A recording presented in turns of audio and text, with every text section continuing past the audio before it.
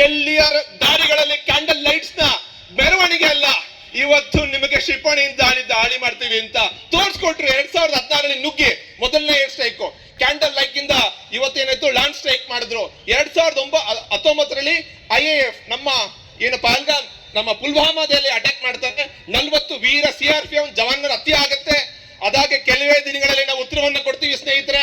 Air strike ಉರಿಯಾ ನಮ್ಮ movie ನೋಡಿದೀವಿ. ಒಳಗಡೆ ನುಗ್ಗಿ ಸುಮಾರು 30 ಕಿಲೋಮೀಟರ್ ಒಳಗಡೆ ನುಗ್ಗಿ ಸುಮಾರು 70-80 ಅವರ ಉಗ್ರಗಾಮಿಗಳನ್ನ ಸಾಯಿಸಿ ಅವರ ಕ್ಯಾಂಪ್ ಅನ್ನು ಧ್ವಂಸ ಮಾಡಿ ಬರ್ತೀವಿ. ಅವತ್ತು ಕೊಟ್ಟಿದ್ದ ಮೆಸೇಜ್. ಆದ್ರೆ 2019 ಏನಾಯ್ತು ಸ್ನೇಹಿತರೆ, ನಾವು ರಫೇಲ್ ನ ಪರ್ಚೇಸ್ ಮಾಡಬೇಕಾದ್ರೆ ಇದೇ ವಿರೋಧ ಪಕ್ಷದ ಎಲ್ಲ ನಾಯಕರು ಲೋಕಸಭಾ ಸದಸ್ಯರು ಇದ್ದಾರೆ, ಅವ್ರು ಖಂಡಿತ ಅದನ್ನ ನೋಡಿದ್ದಾರೆ, ವಿಟ್ನೆಸ್ ಮಾಡಿದ್ದಾರೆ. ಏನ್ ಹೇಳ್ತಾರೆ? ಚೌಕಿದಾರ್ ಚೋರ ಅಂತ ಹೇಳ್ತಾರೆ. ಆದ್ರೆ ಅದೇ ಚೌಕಿದಾರ್ ಚೋರ್ ಮಾಡಿದ ಡೀಲ್ ಇವತ್ತು ಇಡೀ ದೇಶವನ್ನ ರಕ್ಷಿಸ ಅಷ್ಟೇ ಅಲ್ಲ, ಇಡೀ ಜಗತ್ತಿಗೆ ಒಂದು ಎಕ್ಸಾಂಪಲ್ ಹಾಕೊಟ್ಟಿದ್ದಾರೆ.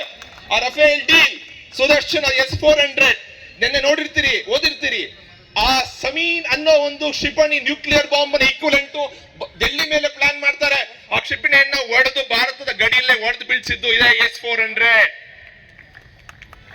ಸ್ನೇಹಿತರೆ, ಇಡೀ ಯುದ್ಧವನ್ನ ನಾನ್ ಕಾಂಟ್ಯಾಕ್ಟ್ ವಾರ್, ಈ ಯುದ್ಧವನ್ನ ಕಲಿಬೇಕಾದ ಸ್ನೇಹಿತರೆ ಏನಪ್ಪಾ ತಿಳ್ಕೊಬೇಕಾದ ಎಲ್ಲ ವಿದ್ಯಾರ್ಥಿಗಳು, ಇವತ್ತು ಮಾನವನ್ನ ಕಳಿಸದೆ ನಾನ್ ಕಾಂಟ್ಯಾಕ್ಟ್ ವಾರ್ ಅನ್ನ ಗೆದ್ದಿದ್ದೀವಿ ನಾವು. ನಮ್ಮ ಯುದ್ಧ ಇದೆ ಕೇವಲ ಉಗ್ರಗಾಮಿಗಳ ವಿರುದ್ಧ. ನಮ್ಮ objective is set to conclude in just 30 seconds ಸ್ನೇಹಿತರೆ. ಪಾಕಿಸ್ತಾನ್ ಎಲ್ಲಾ ದೇಶಗಳ ಆರ್ಮಿ ಇರುತ್ತೆ. Every nation has an army, but army has a nation that is Pakistan.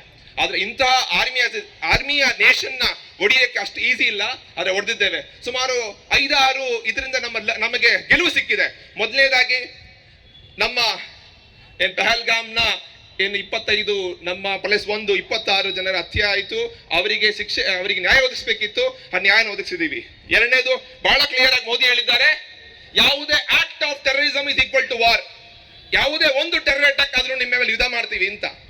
Trade and talk cannot be done together.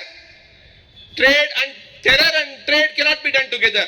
Same time, Sindhu ನದಿ ಹಿಡ್ಕೊಂಡು ನಾವು ಆರಾಮಾಗಿ ಎಷ್ಟು ಕಂಟ್ರೋಲ್ ಮಾಡಬಹುದಾಗಿತ್ತು, ಈಸಿಯಾಗಿ ನಾವು ನೀರನ್ನು ಬಿಟ್ಟಿದ್ವಿ. Same time blood and water, ರಕ್ತ ಮತ್ತು ನೀರು ಒಂದೇ ಸಲ ಮಾತಾಡಕ್ ಆಗೋದಿಲ್ಲ ಅಂತ ಸಿಂಧು ನದಿಯ ಇಡೀ ಆ ಟ್ರೀಟಿಯನ್ನ ಕ್ಯಾನ್ಸಲ್ ಮಾಡಿದ್ದಾರೆ. ಸ್ನೇಹಿತರೆ, ಇವತ್ತು ನಮ್ಮ ಇಡೀ ನಮ್ಮ ನೇವಿ, ಭೂಸೇನೆ ಮತ್ತು ಏರ್ಫೋರ್ಸ್ ಈ ಮೂರು ಅವರ ಲೆವೆಲ್ ಏನಾಗಿದೆ ಅಂತ ಇವತ್ತು ಎಕ್ಸ್ಪೆರಿಮೆಂಟ್ ಮಾಡಿ ತೋರಿಸಿದೀವಿ. ನಾನ್ ಕಾಂಟ್ರಾಕ್ಟ್ ವಾರ್ಫೇರ್, ಯಾವುದೇ ಯೋಧವನ್ನ ಕಳಿಸದೆ ಯುದ್ಧವನ್ನ ಗೆಲ್ಲೋದು ಹೇಗೆ ಅಂತ ಜಗತ್ತಿಗೆ ನಾವು ತೋರಿಸ್ಕೊಟ್ಟಿದ್ದೀವಿ ಸ್ನೇಹಿತರೆ. ಇದು ಅತ್ಯಂತ ಈ ದಶಕದ 2000 ಇಸ್ವಿ ಕಾರ್ಗಿಲ್ ವಿಜಯದ ನಂತರ ಸಿಕ್ಕಿರ್ತಕ್ಕಂಥ ಅತ್ಯಂತ ದೊಡ್ಡ ವಿಜಯ.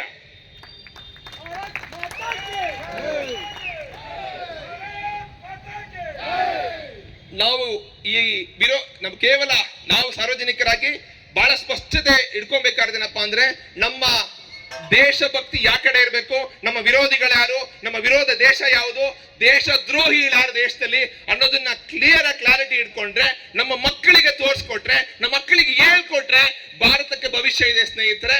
ಈ ಮಾತನ್ನು ಹೇಳ್ತಾ ನಾವೆಲ್ಲರೂ ಜೋರಾಗಿ 2 ಕೈ ಎತ್ತಿ ಭಾರತ ಮಾತೆಗೆ ಜೈಕಾರ ಹೇಳೋಣ.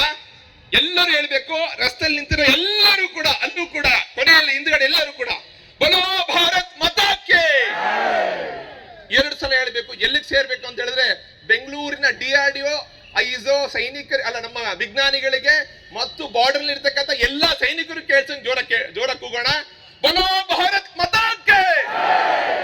ಇನ್ನೊಂದೇ ಒಂದ್ಸಲ ಇನ್ನೂ ಜೋರಾಗಿ ನಾವು ಜೋರಾಗಿ ಎದ್ದು ಎಲ್ಲಾ